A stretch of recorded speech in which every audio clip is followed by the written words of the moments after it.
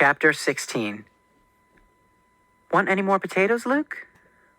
Mother offered that night at supper. Luke? Her voice got more insistent. Luke? Luke jerked his attention back to his family. Mother was holding the bowl of mashed potatoes out to him. No, Luke said. No thanks, I've still got some. More for me, Mark crowed. Luke tuned them out again. He'd barely eaten his first serving of potatoes. He'd been so busy thinking about his secret visit to the sports family house. He couldn't believe he'd dared to go. Just the thought of his run through their yard made his heart beat fast, remembering fear and pride. He'd really done it. And then meeting Jen was amazing. There was no other word for it. He was so overwhelmed with wonder at everything he'd seen at her house, everything she'd told him, that he started to say, "Did you know that Jen—" At the last minute, he clammed his teeth shut, holding the words in. He thought he'd burst. He could feel his face flush red with the effort of keeping still. He bent his head low over his plate so nobody would see. How could he ever manage to keep Jen's secret? But he had to, because if he told, they'd forbid him to go back. And he had to go back. We'll set up a signal, Jen had said. Something I can see. But you don't have vents to look out like I do, Luke protested. You can't look out the windows. Oh, when the mirrors work, it's not a problem. Look. She took him over to a window near the sliding glass door and showed him a mirror that reflected a wide view of the Talbots' backyard and the landscape beyond. It showed just the corner of the Garner's barn, but when Jen turned it a bit, the entire Garner house came into view. Luke wondered if his parents could set up the same kind of system. Then he looked at the mirror again and decided it might be expensive. And anyway, how would he explain where he'd gotten the idea? So, let's see, Jen said. A signal. I've got it. How about if I look out every morning at 9, and if you can come over, you shine a flashlight at me. I'll shine one back if everything's safe. We don't have any flashlights, Luke said. Not that work, I mean. Jen frowned. Why not? We haven't had any batteries in, 4 or 5 years, Luke explained. In fact, he felt proud even to remember what a flashlight was. Okay, Jen said. No flashlight, no computer. Oh, we have a computer, Luke said. My parents do, and I think it still works. But it's in Dad's office in the front of the house, and I'm not allowed in there. And anyhow, I'd never be allowed to touch the computer. He remembered once when he was very young, maybe 3 or 4, and he'd followed Mother into Dad's office while she was cleaning. The rows of letters on the computer keyboard had looked like a toy to him, and he'd reached one finger up and tapped the space bar over and over again. Mother had turned around and freaked out. "They can find you now," she'd screamed. "If they were watching—" And for weeks after that, she'd hidden him even more carefully than ever, locking him in his room when she had to go outside. Jen rolled her eyes. "Don't tell me your family believes that government propaganda stuff," she said. "They've spent so much money trying to convince people they can monitor all the TVs and computers. You know they couldn't have afforded to actually do it. I've been using our computer since I was 3, and watching TV too, and they've never caught me. How about a candle?" What? It took Luke a minute to realize she was talking about the signal again. The candles, they're all in the kitchen, and I'm not allowed— Jen mimicked the words as he said them, "to go in there." "They've got you on an awfully short leash, don't they?" she asked. No. Yes, but they're just trying to protect me. Jen shook her head.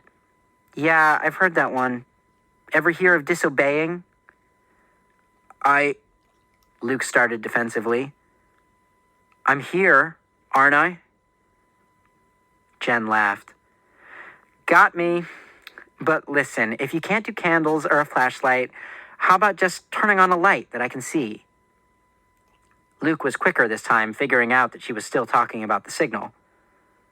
The one by the back door, Luke said. You can't miss it. He wasn't allowed to turn that on either, but he didn't dare say not allowed again. Now Luke toyed with his mashed potatoes. His entire conversation with Jen had been like that. She mocked, he defended, but she always got her way. Of course, he defended her to himself. She knew and had seen so much more than him. After he'd finished his story on the couch, she told him hers. First, she'd said defiantly, my parents had me on purpose. 13 years ago. Mom already had Bull and Braun from her first marriage. Your brothers? Luke asked. Yeah, Welton and Brownlee, really, but what kind of names are those for knuckleheads like them? Mom was going through some snobbish upper-class phase with husband number one. She's had more than one husband? Luke asked. He didn't know that was possible. Sure, Jen said. Dad, who's really my stepdad, is number 3. Luke found that so confusing, he just kept his mouth shut. Anyhow, Jen said, Mom was dying to have a little girl, so when she and husband number 2 got together, she went and paid some doctor lots of money so she could get pregnant. What if you'd been a boy? Luke asked. Oh, they got in on the beginning of the gender selection experiments. Luke must have given Jen a particularly blank look because she explained it. That means they made sure I was a girl. Doctors can do that, you know, but the government outlawed the procedure because they were afraid it'd throw the population even more out of whack. I'm sure my parents paid a lot for it. Were your mom and dad trying for a girl?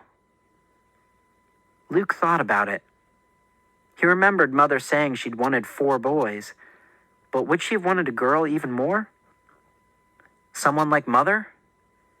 He couldn't really picture a girl in his house. They weren't trying for anything, he said. I was a surprise. Luck. Jen nodded. I didn't think they paid for you, she said. Then she put her hand over her mouth.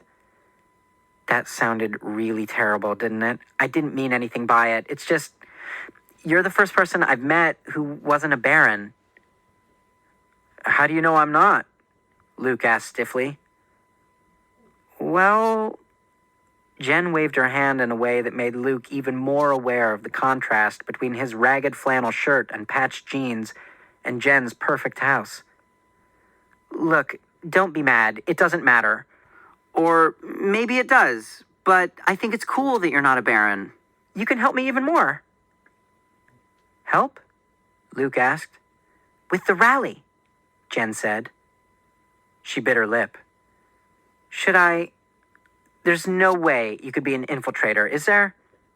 Can I trust you? Of course you can, Luke said. He felt insulted again. Jen leaned her head back and stared at the ceiling, as if an answer were written there. Then she looked back at Luke. I'm sorry, I'm botching this. I'm not used to really talking, just on the net. Look, I trust you, but I'm not the only one involved. So let's wait, okay? Okay, Luke said. But he couldn't help sounding injured. Jen leaned over and gave his shoulders a quick shake. Oh, don't say it like that. Say, okay, Jen, I respect your judgment. Or, okay, Jen, whatever you think is best. She giggled. That's what Dad tells me I should say when I disagree with him. Can you believe it? Lawyers.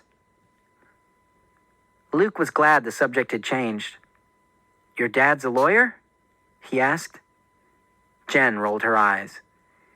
Yeah, all Mom's husbands have been. Strange taste, huh? Number 1 was an environmental lawyer of all things. Number 2 was corporate. That's how they had enough money to get me. And number 3, Dad, is with the government. High up, I might add. But if you're an illegal... Luke hadn't thought he could get any more confused. Jen laughed. Haven't you learned?